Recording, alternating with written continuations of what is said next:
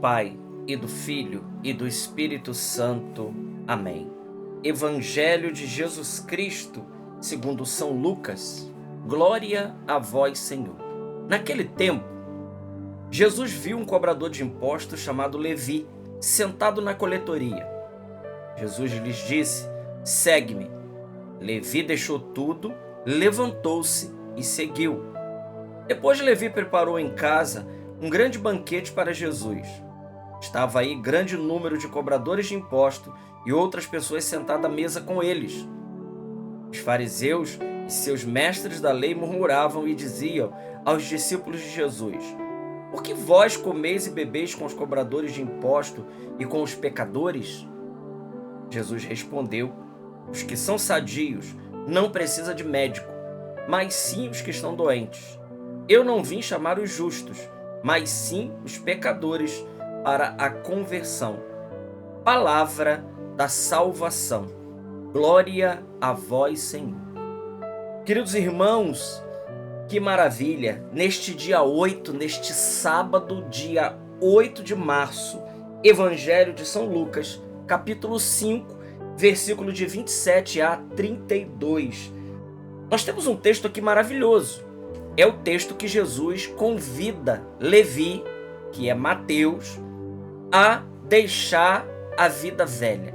Esse evangelho é maravilhoso, nós já meditamos ele em muitas oportunidades, graças a Deus, né? Estamos aí com 4 anos da nossa meditação do evangelho. E eu gostaria de te convidar aqui, né, que se você não é inscrito no canal, divulgue esse vídeo, convide mais pessoas. Graças a Deus, os vídeos estão alcançando muitas pessoas, mas pode alcançar muito mais.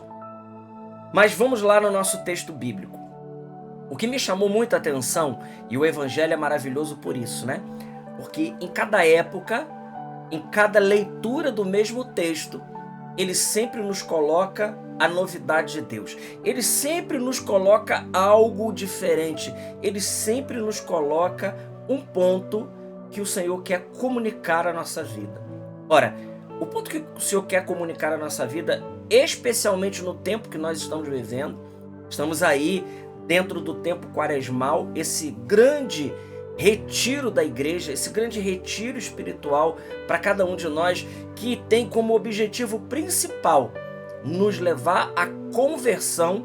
Nós aqui estamos diante de um fato, de um personagem bíblico que se converteu de verdade. Veja, irmãos, o texto é muito claro. Jesus olhou para Levi, que era Mateus, estava sentado na coletoria de impostos, e Jesus olha para ele e Jesus diz: vem e segue-me. Diz o texto, levantou-se, ele deixou tudo, levantou-se e seguiu a Jesus. Eu gostaria muito aqui de refletir em cima desse ponto. Veja, a vida de Mateus era uma vida até, aspas, boa. Ele tinha riqueza, ele tinha a escolta romana o tempo todo com ele, porque ele era um alto funcionário de Roma, um funcionário de muito interesse de Roma, por sinal. Então ele tinha uma escolta romana que andava o tempo todo com ele, para que os judeus não pudessem importunar ele com nada. Na porta da sua casa tinha uma outra escolta romana, a guarda pretoriana, que era a guarda mais, vamos dizer assim, como se fosse a tropa de choque, né, dos nossos dias de hoje. Os policiais de elite estavam lá guardando a casa de Mateus.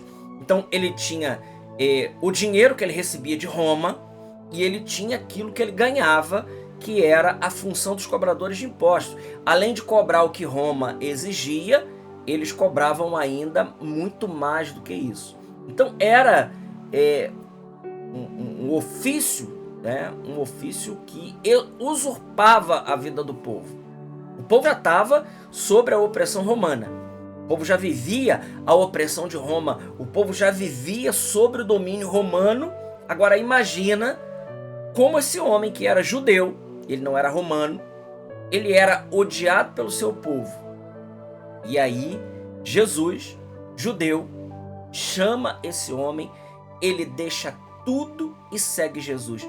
Meus irmãos, o que fez o coração de Mateus deixar tudo para seguir nosso Senhor?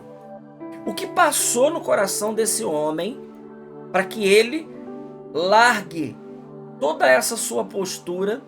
Ele tinha prazer, ele tinha poder, um certo poder, né?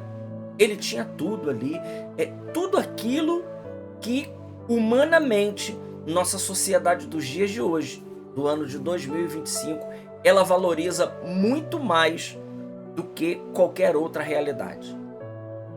Hoje, o critério de quem é bem-sucedido e de quem é realizado nessa vida, vejam se não é quem tem poder, quem tem o ter e quem vive os maiores prazeres.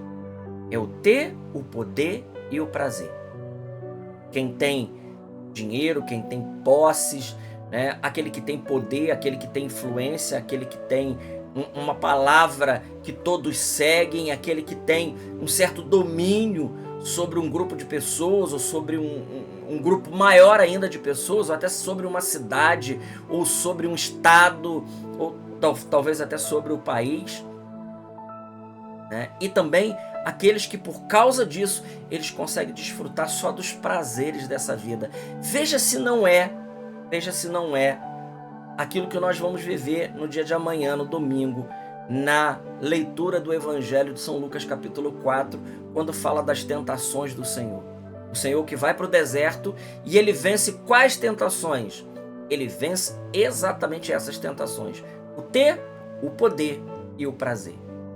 Então significa dizer que Mateus, o Senhor venceu na vida de Mateus exatamente naquilo que se refere a isso.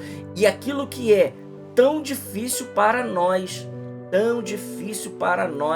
cristãos do século 25, nós deixarmos por causa do Senhor. Então, o coração de Mateus viveu aquela palavra do profeta Jeremias: seduziste-me, Senhor, e eu me deixei seduzir. Aqui está o ponto central da nossa meditação de hoje, irmãos. Nós estamos, infelizmente, muitas pessoas, muito mais seduzidos pelas coisas da carne, pelo mundo dos sentidos, do que pelas coisas espirituais e por causa de Deus. Então, nesse tempo de quaresma, nós precisamos viver a palavra do profeta Jeremias: seduziste-me, Senhor, e eu me deixei seduzir. Então nós precisamos fazer o processo nessa quaresma, o processo inverso, de renunciar àquilo que é a sedução do mundo e da carne, que nos seduz o tempo todo, e nós precisamos nos deixar seduzir pelo Senhor. E chegar como profeta e dizer: a tua sedução foi mais forte do que a morte. A tua graça, Senhor, foi mais poderosa do que todas as realidades. O Senhor venceu na minha vida. E que a gente possa dizer, como o Cântico dos Cânticos: eu sou do meu amado e o meu amado é meu. Eu sou do meu amado e o meu amado é meu. Então foi precisamente isso que Mateus estava completamente. E é evidente, essa não foi a primeira vez que Jesus passou na coletoria de impostos. Jesus passava por ali frequentemente.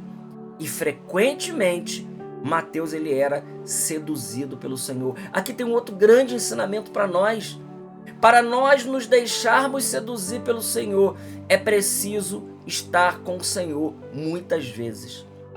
É preciso estar mais com o Senhor do que com as coisas desse mundo. Então Mateus, mesmo naquele trabalho errado, mesmo naquela vida errada, mesmo naquele mundo errado, Mateus ele tinha contato praticamente todos os dias com o Senhor. Provavelmente ali a coletoria de impostos era um caminho que nosso Senhor fazia todos os dias, e Jesus já estava mirando a vida de Mateus. Jesus já estava mirando a vida de Mateus, e Jesus foi seduzindo ele. Mateus ficou seduzido pelaquilo que ele ouviu de Jesus, pelaquilo que ele viu. Talvez Jesus, o Evangelho não narra, mas talvez Jesus ali na proximidade da coletoria de impostos, Jesus tenha curado alguém, Jesus tenha dito uma palavra que saltou os olhos de Mateus, que flechou o coração daquele homem, E ele foi ficando seduzido, ele foi ficando seduzido pelo Senhor, até que no dia derradeiro, Jesus ele faz o convite, e Jesus chama ele na profundidade e diz: segue-me. Mateus então deixa tudo. E esse tudo que ele deixou é aquele que perder a sua vida por causa de mim, esse vai reencontrá-la. Então esse tudo que Mateus deixa, na realidade, era o nada da vida dele. E ele encontra de fato, como Santa Teresa d'Ávila diz, o tudo que é nosso Senhor. E esse homem se torna um grande apóstolo, se torna um grande pregador do Evangelho e testemunha de Jesus, e testemunhou Jesus com a mais eloquência de todas os testemunhos, mais do que palavras e do que qualquer outra coisa. Mateus dá a vida por Jesus. E Jesus mesmo diz: não tem maior amor do que aquele que dá a vida pelos seus amigos. Já não vos somos servos, que o servo não sabe o que faz o seu, eu vos chamo amigos. Então Mateus, de fato, ele era amigo de Deus e ele dá a vida por causa de Jesus Cristo.